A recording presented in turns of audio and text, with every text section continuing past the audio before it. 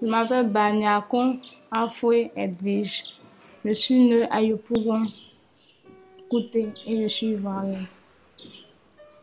Je n'ai pas été à l'école parce que mon père n'a pas voulu que nous allions à l'école.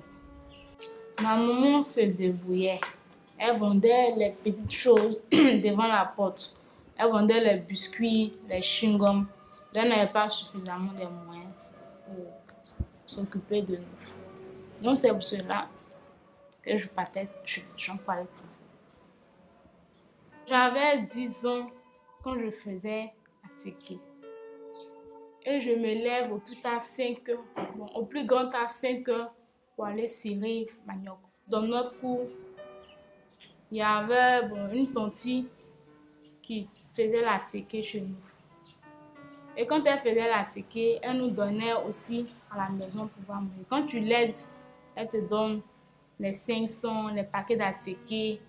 Donc quand elle a arrêté, j'ai dit, mais si je faisais ça ici, pourquoi ne pas faire ça aussi chez les gens pour avoir la même chose que je faisais à la maison?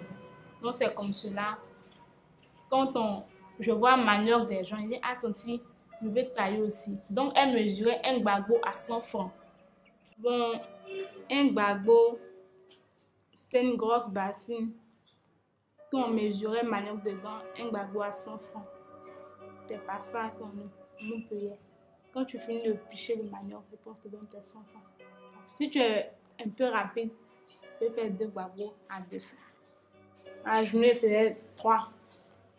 Et puis je lavais aussi. Je lavais le manioc aussi. Le manioc, on remplissait un sac à 200, un sac à 300. Donc c'est comme ça, je taille. Et puis le lendemain, je m'en vais fatiguer. Puis je fais attiquer mon nom de manioc là. C'est il prenait pour acheter mes trucs. Bon, quand il dit mes trucs, il prenait souvent pour acheter, excusez-moi, mes caleçons, mes soutiens, tout ça.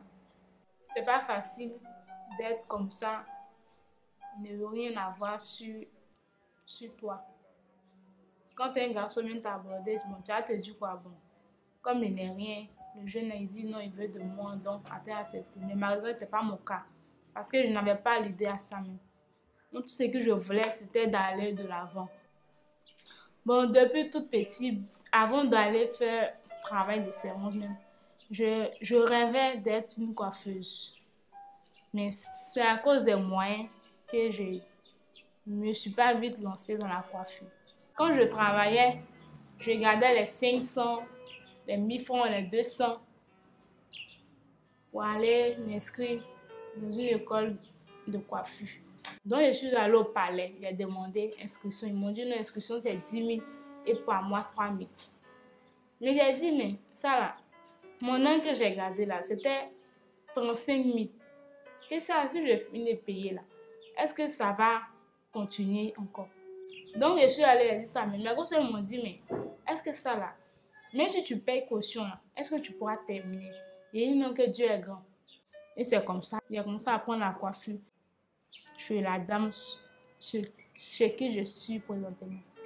Je fais la coiffure, je fais les défrisages, je peins les cheveux. Ces tissages-là que je maîtrise pas encore bien. Quand je fais les lave-cheveux, je fais les nécessaires. J'ai toujours voulu aller à l'école, mais comme malheureusement, il n'y a pas suffisamment de moyens, donc c'est pour cela. Donc j'ai dit que quand je vais commencer à connaître bien mon métier, je vais aller faire cours du soir. Même s'il y a des enfants plus tard, en tout cas, je vais bien m'occuper d'eux. Je vais les mettre à l'école parce que moi, je n'ai pas eu la chance aussi d'être à l'école. Mon rêve, c'est être moi-même ma patronne un jour. C'est être moi-même ma patronne un jour. Ouvrir mon grand salon de coiffure. Et puis, c'est ça.